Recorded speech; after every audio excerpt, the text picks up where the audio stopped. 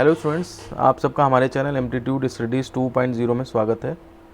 और आज के वीडियो में हम डिस्कस करेंगे कि जो ग्रेस मार्क्स दिए जाते हैं वो क्या होते हैं, कितने मिलते हैं, किसको मिलते हैं, कब मिलते हैं। इन सब सारे क्वेश्चंस के हम आज डिटेल में चर्चा करेंगे। और आज के वीडियो को पूरा अंत तक देखने के बाद आपको इस बारे में कोई भी जो है वो डाउट नहीं रहेगा दिमाग में।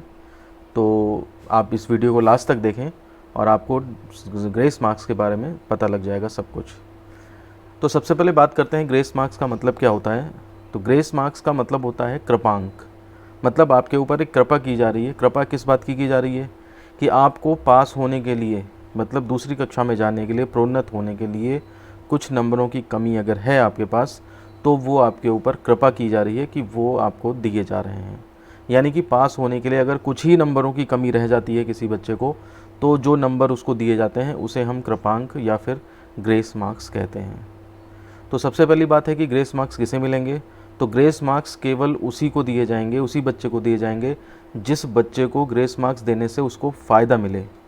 मतलब कहने का ये है कि किसी बच्चे को मान लिया सपोज़ करिए 6 नंबर चाहिए ग्रेस मार्क्स के पास होने के लिए, तो उसको और 6 नंबर का ग्रेस मिल सकता है तो उसे 6 नंबर का दिया जाएगा ग्रेस। लेकिन अगर किसी बच्चे को 6 नंबर पास होने के लिए चाहिए लेकिन ग्रेस उसको जो है मैक्सिमम 5 का ही मिल सकता है, तो फिर उसे कोई भी ग्रेस नहीं मिलेगा।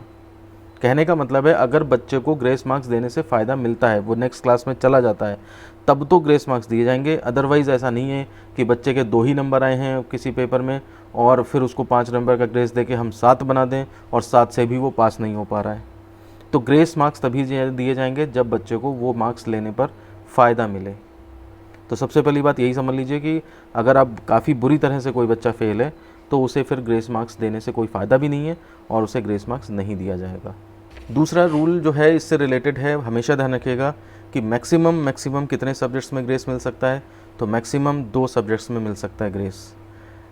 अगर एक में ज़रूरत है तो एक में मिलेगा। ऐसा भी नहीं है कि आपको एक में ज़रूरत थी और दूसरे में ज़बरदस्ती आप पास भी थे तब भी आपको जो है वो बाकी बचा हुआ ग्रेस दे दिया जाए। जितनी ज़रूरत है केवल उतने ही मिलेंगे। और अगर एक में ज़रूरत है तो एक में, 2 में है ज़रूरत तो 2 में, उससे ज़्यादा में अगर ज़रूरत पड़ती है तो फिर नहीं दिया जाएगा ग्रेस। आपको कभी कुछ भी नहीं मिलेगा और आप फेल माने जाएंगे। इसके बाद देखिए रूल है कि अगर आपको टोटल ग्रेस मार्क्स चाहिए तो कितने मैक्सिमम दिए जा सकते हैं। तो टोटल ज़्यादा से ज़्यादा मैक्सिमम से मैक्सिमम 10 नंबर दिए जा सकते हैं। 2 सब्जेक्ट में मैक्सिमम 10 नंबर दिए जा सकते हैं। अब एक सब्जेक्ट में कितना दिया जा सकता है, यहाँ पे सबसे ज़्यादा कन्फ्यूज़न क्रिएट होता है। तो इसके लिए भी रूल समझ लीजिए क्या है कि अगर मान लिया सपोज़ करिए जिस सब्जेक्ट में आपको ग्रेस चाहिए उसके जो मैक्सिमम मार्क्स हैं, सपोज़ 50 नंबर का पेपर है वो, तो उसके मैक्सिमम मार्क्स का 10%, तो 50 का 10% हुआ जाके 5, तो मैक्सिमम उस पेपर में 5 नंबर का ग्रेस मिल सकता है।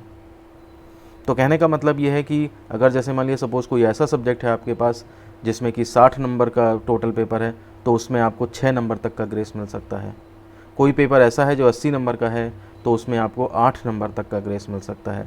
लेकिन कंडीशन वही है, 2 सब्जेक्ट में मिला के 10 से ज़्यादा का नहीं मिलेगा। कहने का मतलब है अगर आपने एक सब्जेक्ट में 8 नंबर तक का ग्रेस ले लिया, 80 मैक्सिमम मार्क्स थे और 8 नंबर का ग्रेस ले लिया, तो दूसरे सब्जेक्ट में फिर आपको 2 नंबर ग्रेस अगर चाहिए तो ही मिल पाएगा। आप इसमें ऐसा नहीं कहेंगे कि हमें इसमें 50 नंबर का पेपर है, 5 मिल सकते थे तो 5 क्यों नहीं दिए गए, क्योंकि तब आपका टोटल ऊपर कट ऑफ आ जाएगा कि 10 नंबर मैक्सिमम मिल सकते हैं। तो रूल्स ये एक दूसरे के साथ अप्लाई होते हैं। ज़्यादा से ज़्यादा 2 सब्जेक्ट मिल सकता है, टोटल मिला के 10 मिल सकता है, और साथ ही साथ जितना सब्जेक्ट का मैक्सिमम मार्क्स है उसका 5% से ज़्यादा नहीं मिल सकता है। यानी कि आपको मान लिया सपोज़ करिए एक पेपर है जिसमें कि आपको 6 नंबर का ग्रेस चाहिए और एक पेपर है जिसमें कि 5 नंबर का ग्रेस चाहिए, दोनों ही 50-50 नंबर के पेपर हैं, तो जिसमें आपको 6 नंबर चाहिए वो वाला ग्रेस फिर नहीं मिल पाएगा।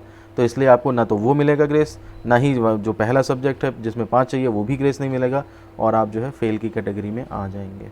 इसके बाद ये भी समझ लीजिए कि अगर आपको ग्रेस मिला और आपसे कोई एक ऐसा बच्चा था जो क्लियर पास था, उसका टोटल मान लिया सपोज़ 400 था और आपका टोटल 398 था और आप एक सब्जेक्ट में 3 नंबर से फेल थे, तो आपको ग्रेस मिल गया। अब आपका टोटल जो है वो 398 ही रहेगा, आपका टोटल 401 नहीं बनेगा, आप उस बच्चे से पीछे ही माने जाएंगे। यही चीज़ है श्रेणी के बारे में। जैसे मान लिया कोई सेकंड डिवीज़न है, फर्स्ट डिवीज़न से 3 नंबर कम है और 3 नंबर का ग्रेस मिला किसी सब्जेक्ट में, तो उससे वो 3 नंबर मिलकर पास तो हो जाएगा, लेकिन ये नहीं कहेगा वो अपने आप को कि मैं जो है वो फर्स्ट डिवीज़न में आ गया, क्योंकि उसका मार्क्स के टोटल पे ग्रेस का कोई फ़र्क नहीं पड़ता। मार्क्स के टोटल 398 ही रहेगा, ग्रेस जो है उस सब्जेक्ट के आगे मार्कशीट में अलग से लिख दिए जाएंगे। तो यही स्टूडेंट्स वो इन्फॉर्मेशन थी जो मुझे ग्रेस मार्क्स के बारे में आपको बतानी थी।